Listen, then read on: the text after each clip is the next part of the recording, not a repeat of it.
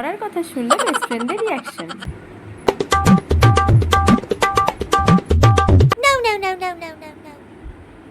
Hello, হ্যাঁ বল। জানিস আজ কি হয়েছে আমার সাথে? কেন, কি হয়েছে? আর বলিস না, আজ একটুর জন্য বেঁচে গেছি ভাই। রাস্তা পার হচ্ছিল, একটা গাড়ি ধাক্কা মারতে মারতে চলে গেছে। একটুর জন্য বেঁচে গেছি ভাই আজকে। ইস ইস, আর একটুর জন্য।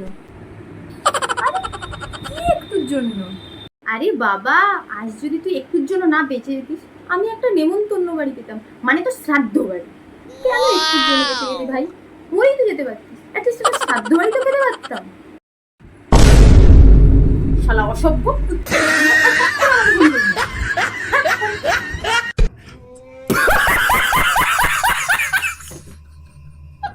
This video indicate to my close friends Tamali, Shuli and Buddhadev.